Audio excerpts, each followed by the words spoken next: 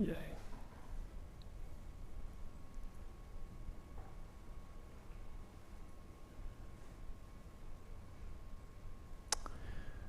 So for me, I made this diagram for textiles and sort of the thoughts behind what has drawn me to use textiles in my work.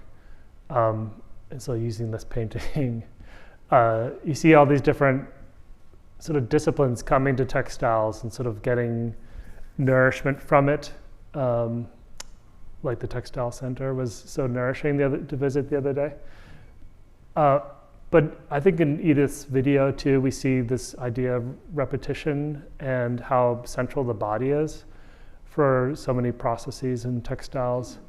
But also the space that the mind finds itself, that idea of working repetition and sort of the slowness that it brings, that I really was looking for in sort of a sculpture-based practice.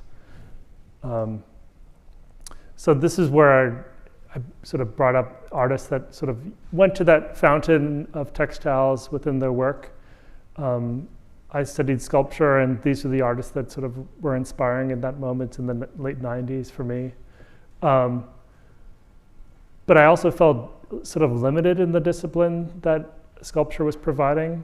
I think each of these artists sort of come to textiles and sort of bring it to this sort of disciplinary space, but for what I was interested in, I was interested in taking it somewhere else besides sort of the spaces that I knew. So that's where I come to this artist, and I went to this AI functioning thing to bring all those different animals together, to make this hybrid animal of artist, designer, and crafter. That's one possibility. And something that I sort of proposes is this space where all these things sort of come together, sort of all of the senses of the body come together in one space, and really informed sort of like my early ideas of what art could be. And this is a pretty notorious show that happened in Japan in the early 90s. So I was part of this band in our trash that he was hired to play music and instead showed up with this machine that tore down a wall and was really destructive, and it was eventually banned from that club to ever play there again. But it was this idea of sort of like this miscommunication, misunderstanding that was happening that was possible in his work, where music and performance and sort of this destruction was all sort of possible within this space. This is just an example of one of the drawings that he's made recently. And still an active artist. This is a few years ago.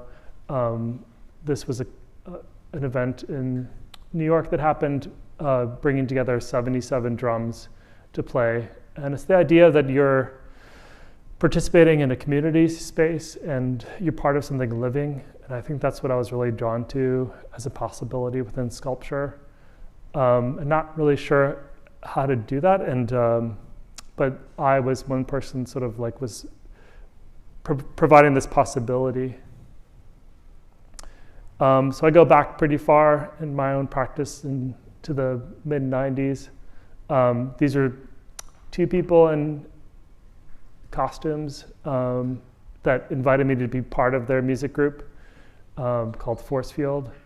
And so they had already sort of invented this ethos and sort of were interested in building this world that was both music-centered and drawing-centered, and as you can see, there were costumes involved. And so I really was so excited to be part of this. It felt like, on the one hand, I was going to school and making sculpture and presenting it in class, and then at night, going to play music in venues, and it felt like two distinct spaces of making. And it's funny, I never brought what I was doing sort of in this music group to a school space, and I just felt like it was like a separate way of being. And it was fun to sort of like make art without making art. And yeah, as you can see on the right, there was it got me into this space of textiles. Like we couldn't find the Afghans at Salvation Army as eBay was getting online. This is really early in the early 2000s. So then it enabled me to like learn how to knit on a knitting machine and really customize our colors and patterning and make clothing. And it felt like all these different ideas about sculpture were coming into one thing for me in the space. And it was a space of collaboration where there were 3, sometimes 4 of us working together, and each person was coming with this skill set, whether it was making video or making music or the costuming that I was part of. And even we had pseudonyms, and there was this space of taking on a new persona too, where once you put on this costume, you were sort of transported into this new space. So it was like a really convincing. It wasn't about like building a fictitious world. It was really sort of putting on this headspace of imagining sort of this world that existed that was within our grasp, and it was sort of activated by sound and by wearing the costumes that we called shrouds. We actually put out music too. So I remember, in 2002 was fortunate, like the curator from the Whitney Biennial was traveling through the United States, taking on sort of a new premise for the Whitney Biennial of really exploring what American identity was. And so we were a part of this community space, this group, Force Field. And so we were interested in putting out music, and just this is a side note, kind of Lord of the Rings had just come out, and we were asked to be part of the Whitney Biennial.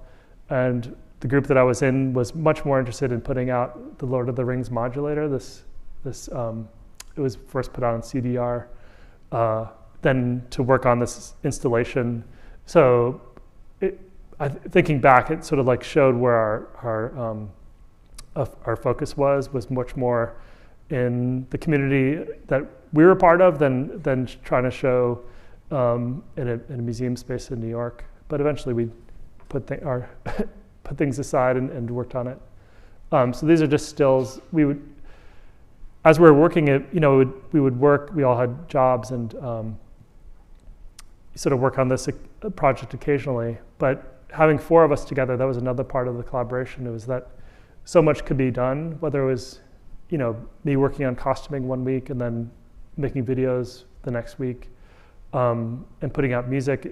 All of a sudden, this sort of built this project that, without really having much intentionality behind it.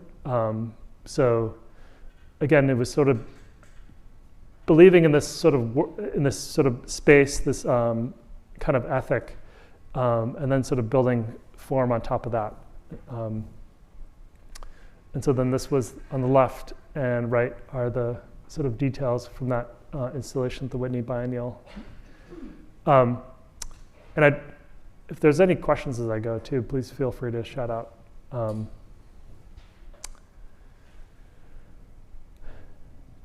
going to jump forward and jump backwards at the same time. So in my teaching, I teach in the textiles department at RISD, and it's really given me a space to really analyze my own practice and sort of where I'm coming from within textiles. And Zenobia Bailey was an artist that I didn't know until several years ago, but not early in my art practice, and definitely not during the time that I was making work with Force Field. These photographs were available recently. You can find them on Etsy pretty affordably. But the way she talks about them, I think, are really important. She talks about, how they're made, who they're made by, and the space of design that, often they're made by African American homemakers. There's a skill and there's a discipline behind making them, and it talks about many of the sort of things that I was interested in what Force Field was doing is really elucidated by Zenobia Bailey as well. And so I feel like I look back and think about the Afghans that we were sourcing at Salvation Armies, and thinking about like not really sort of giving credit to the makers of those, and sort of, I mean, which, you know, they don't come with necessarily a name attached to them. But I think it's been nice to think about sort of the heritage behind crocheting and the making of the Afghans that we're using. And for Zenobia Bailey, in her own work, which I'll show in a minute, it really speaks to this the space of the masquerade and of sort of this performative space, which I found this really nice connection with. And just provide some information where the Yoruba people are in Africa. It's never designated to one nation, but sort of this area between Togo, Benin, and Nigeria. And for this lecture, I went back. I was looking at Zenobia Bailey's work, and she gave this lecture. There aren't many lectures that she's done, but she talks about this experience of being featured in Elle magazine, which led to having some of her work in Do the Right Thing by Spike Lee in the late 80s. And this was sort of the starting place for her. She studied in New York, and it was really not getting the support she was needing from the university. And so really worked independently on her own and found crochet through another artist that she had a residency with, and was pretty much able to support herself pretty quickly after school. And so this is the first feature that she was part of in the this is like 1988 in Elle magazine, and her hats are on the top cut off from the magazine. But so this is pre-internet, which is pretty amazing. It lists in that sort of middle section, it says her name, and it doesn't give any directions on how to find Zenobia Bailey, but it gives a price. And just like everything else is listed in here, it also has sort of a price and then a store that you can go and all around the country that it lists. And I just thought it was interesting, the name of the feature was Tribal Treasures, Street Chic with an African Beat. But looking more closely at the items that are actually featured, there's only one item that is African, actually. It's the middle Zulu beading that is sort of hanging in that circle. It's South African. But everything else, the sweaters from New Jersey, the second sweater's from England, that bag is Panamanian, Colombian. And then I really love Miccosukee Seminole patchwork, and that is South Florida. So as much as the article suggests, really, it comes from so many different places in one. French batik skirt as well. And then this was the actual editorial on Zenobia Bailey, which really sort of launched, got her in touch with Spike Lee, and then really helped support her own independent business as she was selling at marketplaces, selling at stores in Brooklyn and in New York. I kept that image on the right. I just felt like this is how, it's funny to have these glasses of looking at color, skin color through those glasses. I just thought it was maybe appropriate.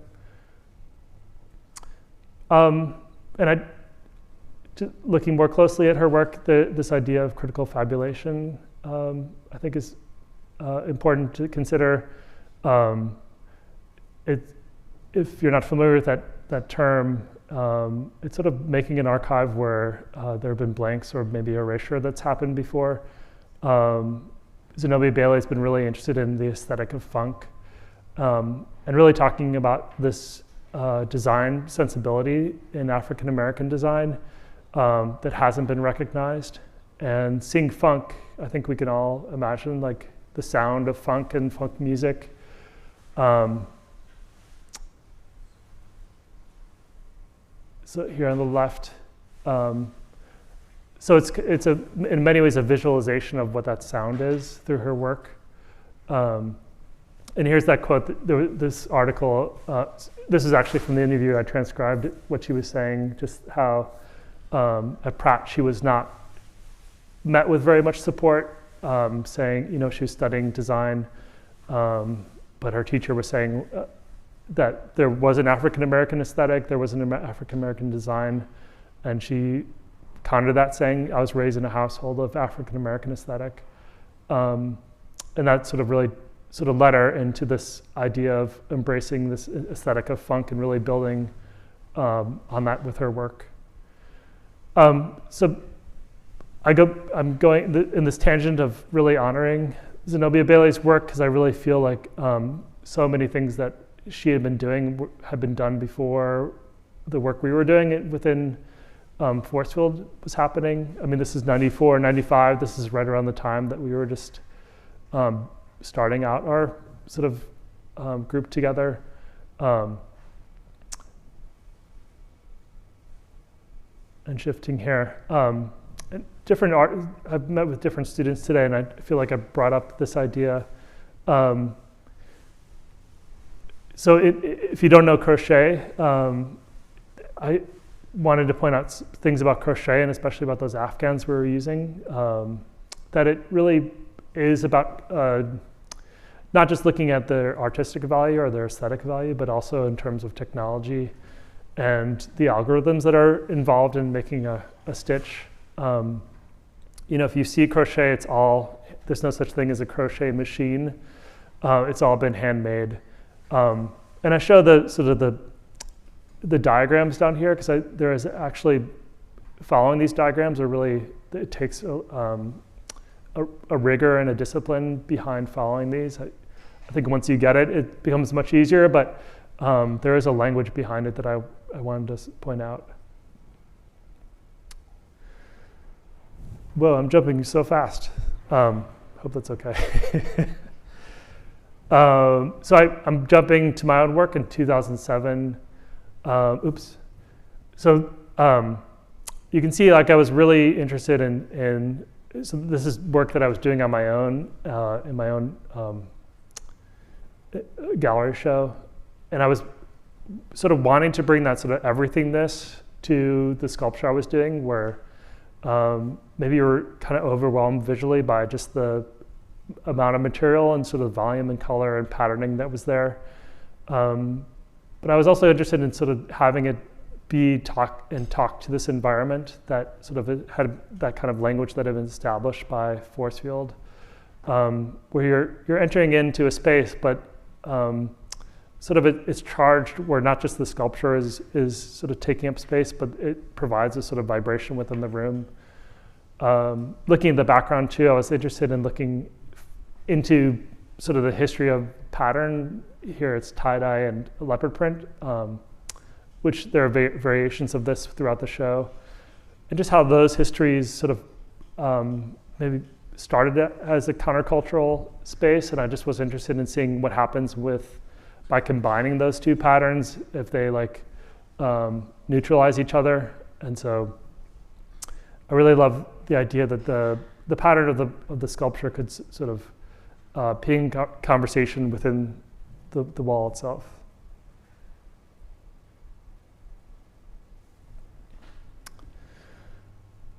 The image of the lecture shows these works. These are from a couple years ago.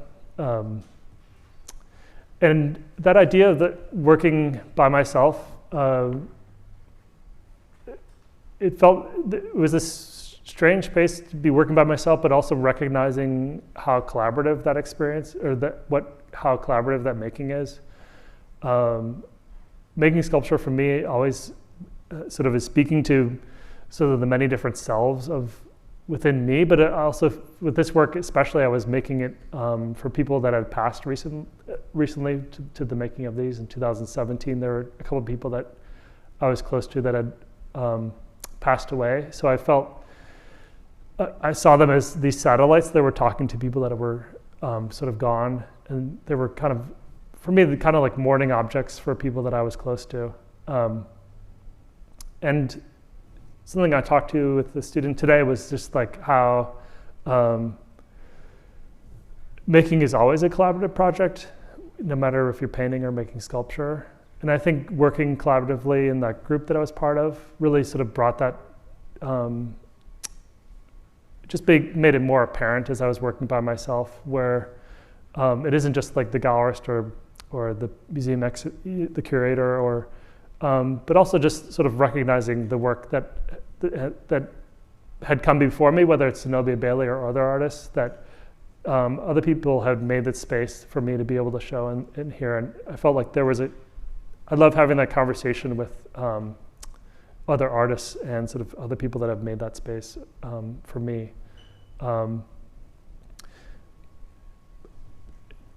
There are a few different students that I met today too that were sort of talking to a younger self or a different self, or to people that have also been missing. And that idea of questioning what for me within my work, I've sort of tried to address like what is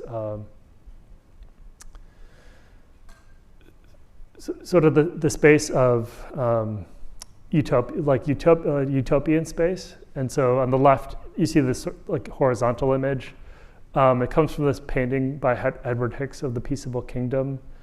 And it was the first painting that had a resonance with me as a kid. I saw it at the Cleveland Museum of Art, which is a free museum, which was amazing to go as a kid. My grandmother and mom, if they got sick of us, would just take us to the museum because it was free and just sort of like let us loose. So I got to experience that really at a younger age. And I had a dream about that painting when I was 5 or 6 years old, about those animals. There are animals that are coming from this darkness of the woods into this like North American space. And there's a biblical verse that it's talking to, but for me it was about like the darkness of just sort of this space of understanding, and I saw it as a utopic space. And so I keep bringing it back into my work to try to sort of understand what that space is. In the background of that painting is Edward Hicks made several of them. They were kind of like money makers for Edward Hicks back in the 1800s. You see William Penn sort of negotiating with the Native American tribe of that area, the Algonquin, which now that I've sort of processed that painting, I'm really actually much more interested in that negotiation than sort of the space. I feel like I've worked through a lot of the animal sort of presence within the painting. This came from, so this was right before the pandemic. It was open for 2 weeks before it had to close. It was supposed to be up for a whole year. And the premise of the show was to be given, to make works that could be collapsible. It was funny to be given this exhibition space and then sort of having these parameters so that it could be used for continue to be used for public space. And so I was really interested in it was in Sonoma, California, and I was really interested in looking at the sort of craft history of that area. And I really loved the idea, that sort of design question of like, how do you make something that could be both movable and collapsible and multifunctional. So these are some of the chairs that were made. So I looked at a few artists that I found such inspiration from. Barbara Shawcroft, a really important artist that passed away just a year and a half ago. On the left is this public art project called Legs. That was in the BART station, the subway station in San Francisco. It, as you can see, was this huge work that was actually decommissioned maybe like 5 years ago. The city refused to pay for the cleaning of it and felt like it was, they would rather pay for deinstalling it than to clean it and to keep it, which was really unfortunate. And on the right is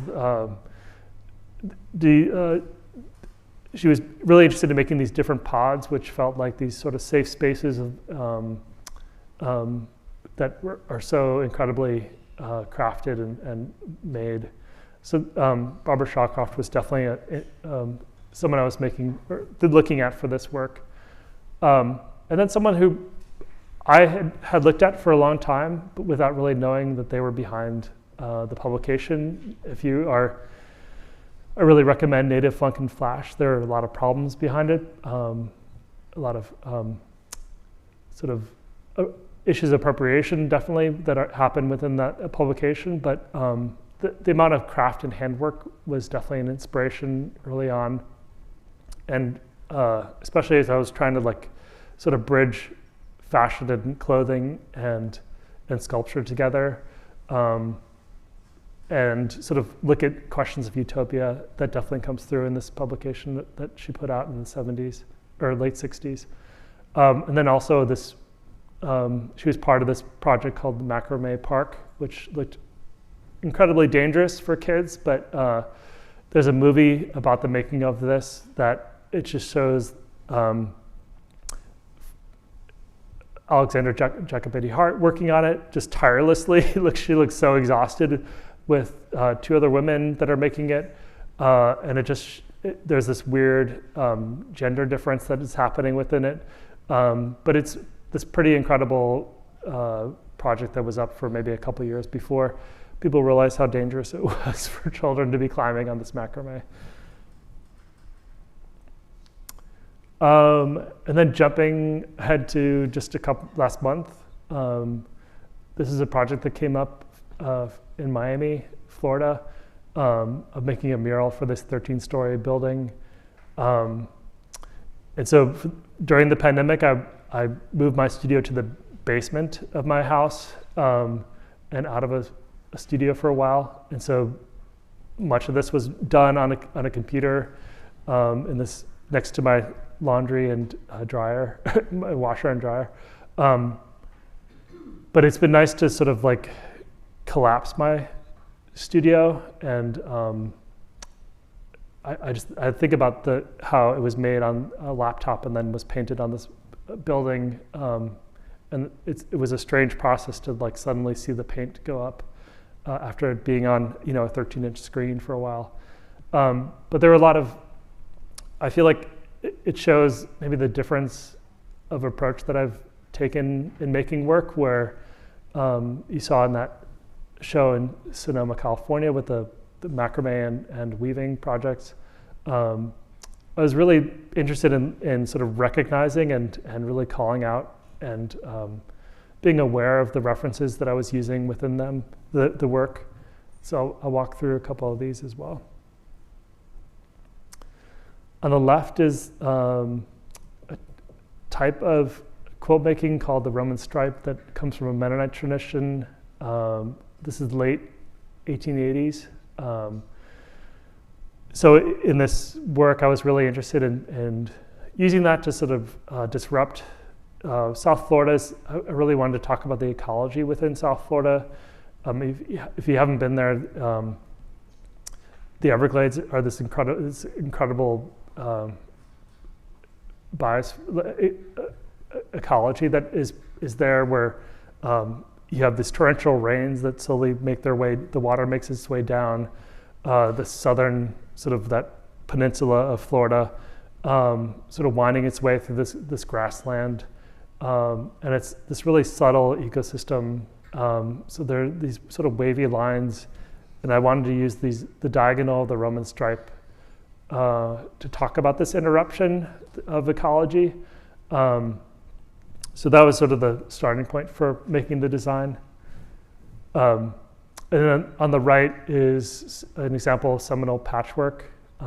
We saw in that Zenobia Bailey Elle magazine, someone wearing a jacket.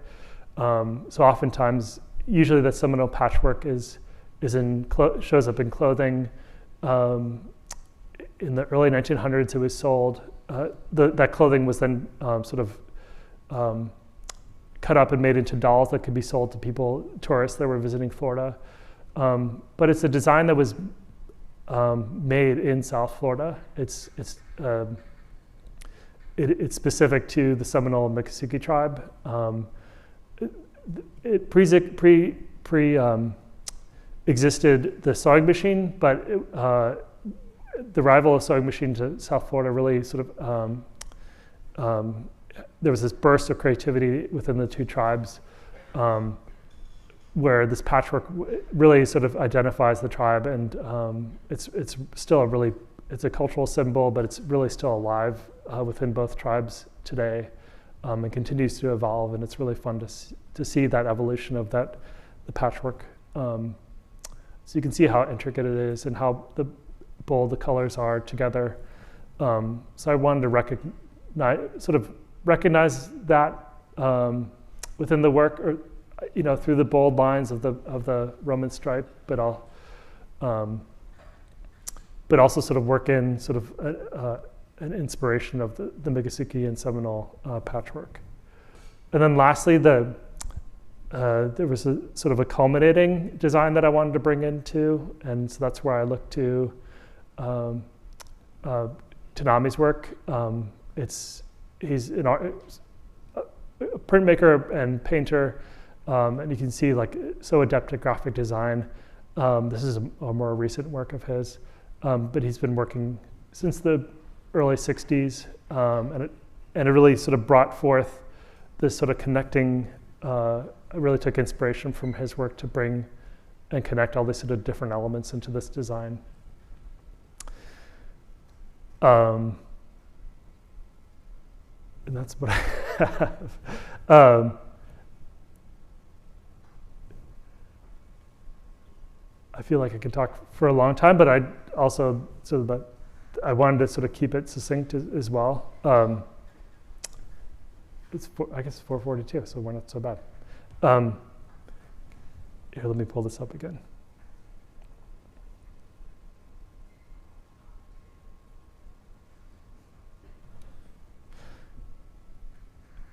I don't know how to sort of.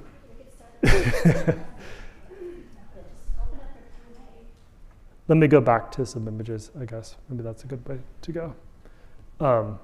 Sorry, I just felt like I just spewed information and then at the end. Yeah. You mentioned, you made a reference to utopia. Utopia is thinking, the practice in one of the works. Can you expand on that a little bit more? I'm intrigued by that. Yeah, I think I love the word. I love the concept of utopia, and I think it's been there's not such. I don't think it's been misused necessarily, but it's been a tool that I think is actually kind of problematic. It's been a tool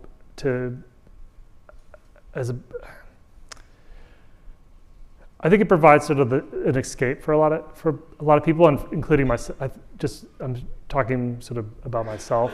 That I was looking at the possibility that something could exist outside of what we know, and I think that's what sculpture was providing and what music was providing. That it provided this glimpse to a different world and way of understanding. And that's where I was really drawn to Ai's work, because I think there's this sort of synesthesia where this idea that what you see, you can see sound and hear color, and sort of this space of sort of being hypnotized by the vibration of something. And for me, that was sort of encapsulated an idea of what a utopia in a way. And I think working collaboratively, this idea that you're sort of building a language together, sort of spoke to an idea of building utopia. But I think the danger involved is that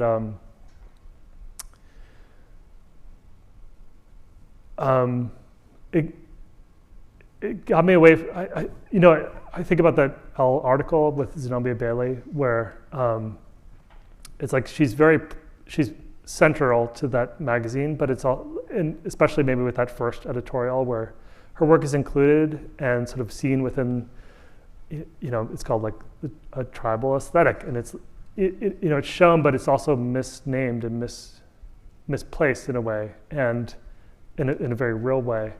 And I think a utopia, often puts a blinder on sort of what is present, and a recognition of a greater sense of self and responsibility.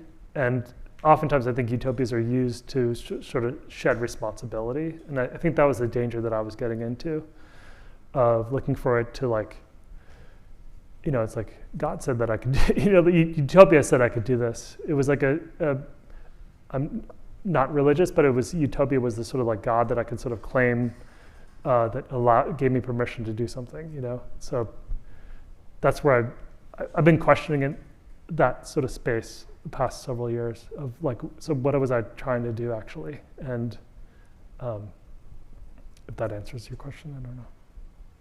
Yeah. Would you connect like the Fort Thunder community as an alternative kind of community as like almost a slight utopic vibe too?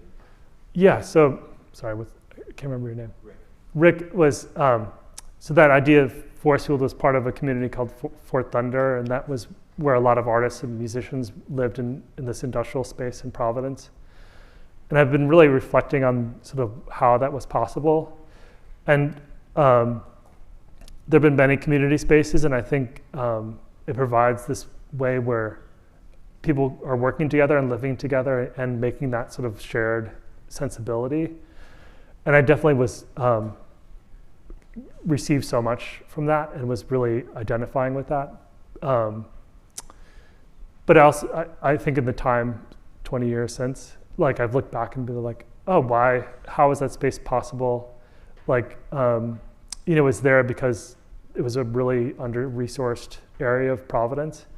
And, maybe our toilet froze in the wintertime and like, it was disgusting. And there were rabbits and cats running around. And people could the door was never locked. It was actually like 3/4 open all the time. So, people could just come in. And it was this idea of community space. But I think what I've recognized was that despite sort of like this open door policy, like there's a difference between having an open door and going out and inviting people. And just sort of like how inclusivity is defined. I mean, I loved it. It was beautiful, but I didn't want that to, moving forward, I didn't want that to be like something I was like seeing as the end result that I needed. I feel like I've gotten so much out of teaching and making in my own work that it gave me a language to talk about so many things, I think. Yeah.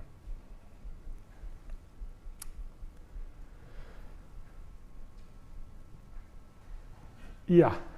Hey, thanks for the talk. I'm so glad you could come here and present your work and your ideas for us. I have a question also sort of about your early days and your collaborative engagement with others. I know that like comic books and zines were a big part of it, and I think you guys put out Paper Rodeo. I think, right? Yeah. And there was another group, Paper Rad, who put out Paper Radio, and there was this sort of amazing stuff in comics and graphic novels and sequential art that was happening with you and these other groups at that time that was really pretty unusual for the time. I don't know of any sort of other comparable things happening really, except for maybe like Raw magazine, Spiegelman's output. And I was just wondering, like, I always imagined that was just some sort of wild fermentation that happened at that time, but I was also curious, like, how much maybe your antenna was up about, like, comic book history or other things that were happening, like, professors who were encouraging you, or just, what was it like when you were a student doing that stuff, specifically? Oh, man. I'm so curious about that. I'll try not to wax poetic, but like, I think, I always have to contextualize it being like, this is pre-internet. And so the space that we lived in would have bands play in our industrial space. And so there was a great thing of like how to host people that are coming to town. And it meant, getting the word out through making posters and making flyers, but also setting up basically what was an art installation for the space so that people could walk in and be like, oh my God, I'm going to make the best music possible and make this like an experience. It was about like really being supportive of the bands that were coming and not just seeing it as like, I don't know, that you were going somewhere special to see something. And so that sort of blended into, there was a printmaking silkscreen studio that was set up in the space to make those flyers. And I think that sort of synesthesia of language was happening too, where music and printmaking were kind of blended together, where over time the posters became less and less legible. It was more about, a new kind of visual language. And I'm definitely not steeped in comic book language. That's not a point of pride necessarily, but other people around me were much more. But the one thing that I got so much out of was this idea that you could come to a page and not have language written down. And I really loved most of the comics were not sort of text-based. So how do you communicate through images? And that really helped me with sculpture in many ways, where you can come, I guess my goal with sculpture was to be able to come into a room and sort of understand what you were seeing. And I think that's maybe why I gravitated towards color too, that I feel like, there are many different abilities to see color, but I think everyone coming into rooms can sort of understand what it means to see red or green and sort of what those colors are doing. And I saw that as a form of language that could sort of speak cross-culturally, if that's possible. And so I loved that sort of approach of, people could come to a comic book page and, we were looking at Japanese comics and Gary Panter and, Raw Magazine, and so inspired by that, but then also mixing in Garfield and, like trying to bring pop culture into that space too. And it was like, how much can you throw at it and make it absurd and not legible, but also, it just was like such a productive space to be in.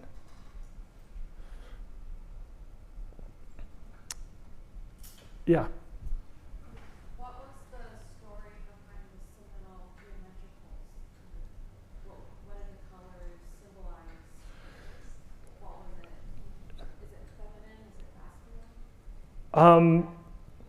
I don't know it as it being gender-based, but I know that there are different symbols that sort of indicate have different meanings. And I was on Instagram today, and someone had made a beautiful dress that had strawberries on it. And so there is like some flexibility within the sort of different symbology within the patchwork.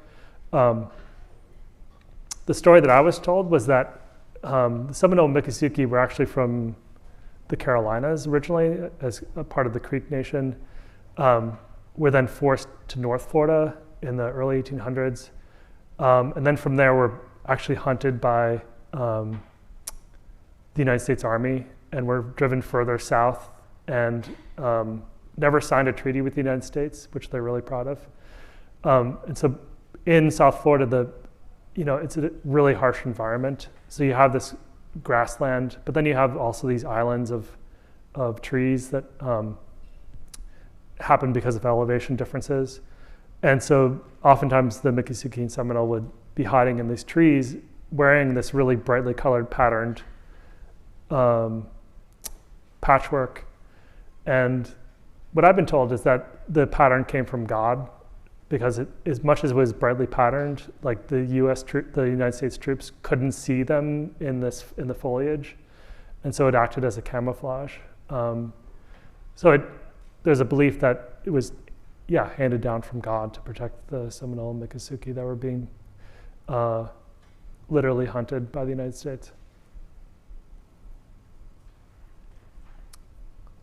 Yeah. I was wondering about the differences between realizing projects that are collaborative, public works of art, and then works that you make individually for the gallery, and which you prefer, if any. That's a great question. The one thing something I love about public art is that so many people get to see it. Like working, it's been great to like see people respond to the mural that don't know me or don't know my background in it.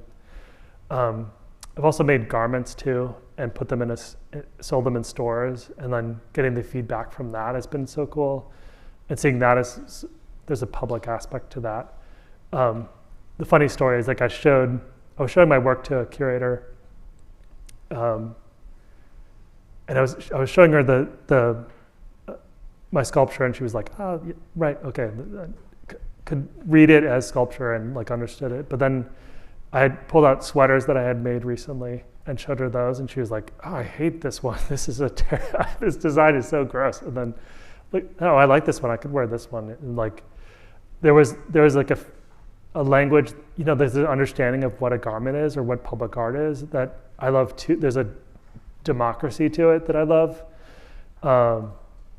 where people get to participate and sort of understand. And there's an educational aspect to it as well. And like I love that candor that someone could have just looking at clothing or public work. That I really appreciate that. And I try to bring that sensibility to the sculpture that is in the gallery and sort of forget where it is, the context, if that's even possible. But I like the parameters too of the space. It's like there is like a science behind making a sculpture that can travel, thousands of miles and get set up in 2 days. And like, can you put wallpaper on the wall, or is that going to be too expensive to take down eventually? And so there are all these elements that I love, sort of problem solving in that feel like really creative. That sometimes can be really tangential to like what the purpose of what you're trying to do.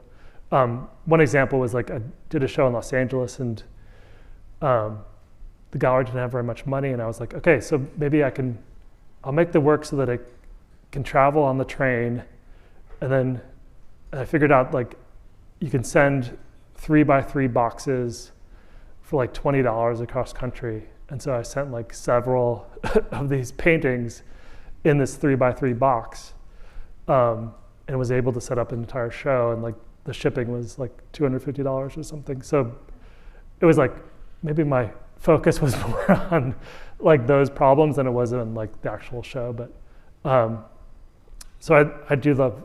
I love everything. I don't know, not a very good answer, but yeah. I was wondering if when you go to create, you always do so with a consideration of the conceptual prior, or if, like, in the act of creation, you find yourself making something and then find adherence to a concept captures that.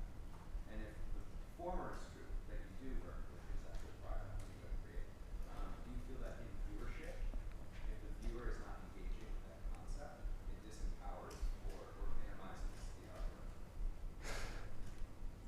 I mean, I think artist Simone Lee really talks about it well. That like so she was part of this show and the Winnie Biennial from a couple years ago, where one review was like, "Oh, the show is not radical enough," and Simone Lee was like, "Well, you don't understand my radicality," which I think speaks to the context of the work too, where I don't think everyone is going to be the audience for the work, and I think that's okay. And so, to answer your question, often it begins with drawings. But recently I've been teaching this, as I was saying in the beginning, I've been teaching this workshop or like 6-week class dealing with sort of different methodologies, so like crochet and embroidery and arm knitting. And the class has really taught me. And so I actually started teaching embroidery without really knowing what I was doing. And so I know what I'm doing now, but so like I think I'm approaching it differently, where I'm like, oh, here's a skill that I want to learn, that I want to have in this work, and a discipline and a way of like an investment that I want to put into this work, that I want to show that I've like, this is sort of where I'm coming from now as I'm making my work, that that I'm not just like going to textiles as something that I'm taking from, but sort of recognizing like all the rigor behind it, I guess. And so I'm kind of coming from there, but also it all starts with drawing. I think that really gets sort of my thoughts started for every sculpture that I do. So that's, I don't know, hopefully that answers your question. I'm just, like now that I'm teaching this class on how to crochet, and my crochet skills are still pretty wanting to say so, but it helps me see like Zenobia Bailey's work and be like how proficient they are, and I'm just like so impressed with that sort of craft sensibility of like having a discipline down and following through and having that sort of dedication to a practice that I want to bring to my own. That's sort of like my aspiration right now. It's like to bring that discipline to a work where people can see it and sort of recognizing that sort of time commitment, and rather than just seeing it as like, oh, this is a motif I'm taking from this sort of craft space. There's a sense of reciprocity there that I want to bring to my work, I think. I think that I want to bring to my work sort of moving forward, or if I haven't already, I don't know, but thanks. I was going to ask one question. Yeah. So I think you have some slides where you really specifically pointed out sort of the origins of the pattern, and I think in the last piece in this slide you mentioned those too. And I was wondering about in what ways that I do feel that you in some ways a sense of responsibility, or even a complicated look at where it might be. So I was wondering what ways is that aspect of that research plays into your practice. Yeah, thanks, Charlene. Patterns and origins, or possible meanings behind pattern motif. I gave a talk in Portland like 12 years ago, and I was talking about my work, and I was talking about like, I probably had some of these images too, and I didn't know how to talk about my work in terms of references and in terms of other artists, and it felt like this gap and this there was like a sense of responsibility that I was like overlooking a little bit, and I remember being called out on it, and I really appreciated that person asking like, so where are the ideas coming from? And I think, not to like try to squeeze my way out of this, but I think working collaboratively too, it was kind of difficult to talk about something that was a shared sensibility, and by a group that I didn't even start, and that shared authorship is difficult, like to speak about it without feeling like I'm stepping on other people's toes. Maybe that was like part of it, and I think as a student, you recognize it, like you're making something and not really knowing how to talk about it in the space in the motion of making.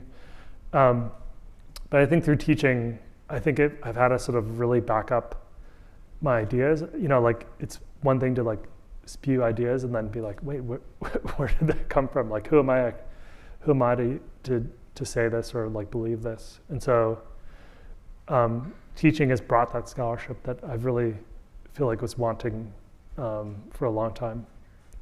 And yeah, sort of recognizing like, oh, there are many people that were using knitting in their work, or crochet in their work, and textiles in their work it was seen as like, oh, there's this straight white guy that's working with textiles. That's so unique at the time. And it was like, now I'm like, yes, but there are so many people before me that were working in that space that were marginalized, that I also want, that are seeking recognition. And I'm learning through curators like Janelle Porter that are doing exhibitions that are sort of really bringing forward a lot of artists that have been sort of written out of history.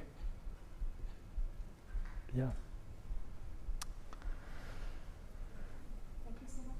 Thanks, everybody.